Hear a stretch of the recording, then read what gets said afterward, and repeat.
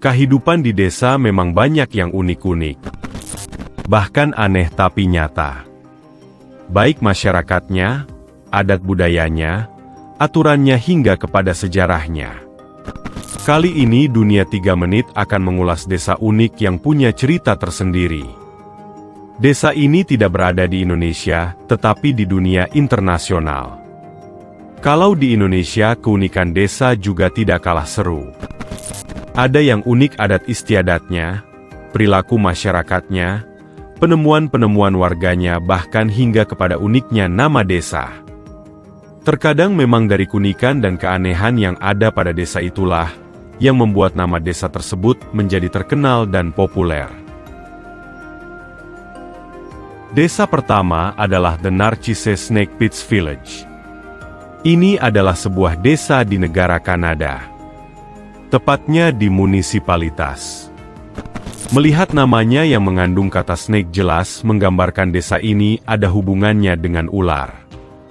Ya, keunikan yang terdapat di desa ini memang karena desa tersebut dihuni oleh habitat ular dan bukan manusia. Jadi masyarakatnya terdiri dari spesies berbagai macam ular. Siapa yang tidak takut dengan hewan yang tergolong buas ini? Kalau cuma 1 ekor mungkin banyak yang berani. Tapi kalau sudah mencapai jumlah puluhan ribu, mungkin hanya pawang ular yang berani. Desa ini dihuni oleh sekitar 75.000 ekor ular. Ada berbagai macam jenis dan spesies di sana. Kalau musim panas tiba ular-ular tersebut, banyak terdapat di daerah rawa. Mungkin mencari sumber air. Tapi kalau datang musim dingin hewan melata tersebut, kembali ke sarangnya di lubang-lubang. Mau uji nyali Anda? Coba saja datang ke desa ini. Namun negara Kanada menetapkan hewan ular merupakan satwa yang dilindungi pemerintah. Jadi tidak boleh sembarangan juga ke sana. Di samping termasuk marga satwa, tentu soal keamanan pengunjungnya. Karena pasti berbahaya. Kecuali jika Anda datang ke desa itu dengan didampingi pawang ular yang profesional. Apa yang unik dari desa Viganella yang ada di negara Italia ini? Ternyata desa ini memiliki matahari sendiri. Mustahil bukan? Tentu saja, jika yang Anda maksud adalah matahari beneran yang hari-hari kita lihat itu. Tetapi matahari di desa Viganella ini adalah matahari buatan yang terpasang di dinding bukit. Dibuat oleh arsitek warga desa Viganella sendiri, yang bernama Giacomo Bonzani. Ide tersebut muncul karena memang desa yang terletak di lembah Piedmont, Provinsi Verbano Cusio-Sola itu tidak mendapatkan sinar matahari langsung hampir sepanjang tahun. Karena lokasinya berada di dasar lembah dan terlindung bukit. Oleh karena itu, Giacomo Bonzani berusaha untuk membantu masyarakat desa mengatasi masalah tersebut, agar desanya bisa menjadi terang, seperti layaknya kena sinar matahari.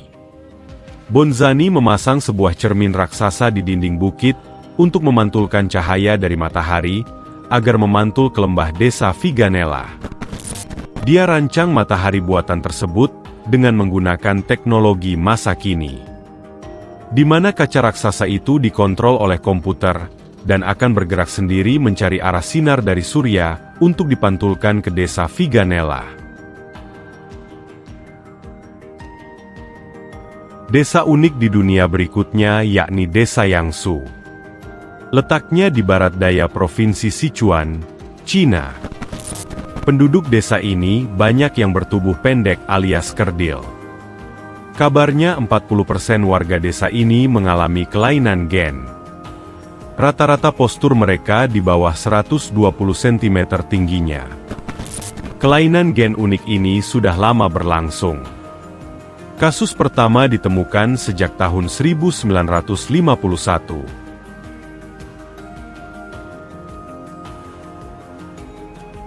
Desa unik ini berada di bagian selatan New Delhi, India. Keunikan yang terdapat di Asola, yakni banyak penduduk laki-laki yang berotot bak binaragawan. Mungkin mereka hobi olahraga? Tetapi yang jelas kekuatan tubuh yang dimiliki para pria berotot di desa itu digunakan untuk kebaikan dan membantu masyarakat. Terutama kepada para kaum wanita yang butuh pertolongan. Selain itu, warga desa ini punya perilaku hidup yang baik. Terbukti para pria kekar dan bertenaga itu bersih dari catatan kriminal. Padahal jumlah laki-laki berotot itu mencapai ratusan orang di desa Asola, India ini. Desa ini dulu sangat indah dan padat oleh penduduknya. Namun, kini kondisinya berubah. Jumlah penduduknya menurun drastis karena telah meninggal dunia dan migrasi ke kota, sedangkan angka kelahiran di Nagoro sangat rendah. Sebenarnya tidak hanya di Nagoro, hampir seluruh wilayah di Jepang selama beberapa tahun terakhir ini memang memiliki angka kelahiran yang rendah. Akhirnya Tsukimi Ayano dibantu warga desa lainnya berinisiatif membuat banyak boneka untuk menggantikan para tetangga yang telah meninggal dunia maupun yang telah migrasi ke kota. Boneka-boneka tersebut juga banyak yang diletakkan di pagar, pohon, halte, taman, toko dan lain-lain. Tujuannya agar desa ini menjadi seperti ramai kembali. Alih-alih terlihat hidup, desa Nagoro menjadi terlihat sangat seram. Ini juga termasuk desa yang unik di dunia. Karena desa yang terletak di dekat kota Aswan, Mesir ini hanya dihuni oleh para wanita. Kaum laki-laki dilarang tinggal di wilayah tersebut. Hal itu ternyata memang sengaja dilakukan pemerintah Mesir. Bukan tanpa alasan. Melainkan bertujuan untuk mendidik warga Mesir yang janda agar mereka bisa hidup mandiri. Penduduknya mencapai 300 orang. Baik yang janda maupun para wanita yang belum menikah. Mereka bekerja mencari nafkah sendiri di wilayah tersebut. Tetapi jika ada warga desa yang menikah dan punya suami, mereka diwajibkan meninggalkan desa tersebut. Tanpa dibolehkan menjual rumah atau lahan yang digarap selama ini. Karena lahan dan rumah itu memang milik pemerintah yang disediakan untuk menjalankan program tersebut. Bagi wanita yang mau tinggal di desa itu, akan diberi lahan seluas 6 hektar untuk digarap. Walaupun terasa unik, tapi program seperti itu positif juga. Sehingga penduduk desa bisa mandiri dan tidak mengharapkan belas kasihan orang lain.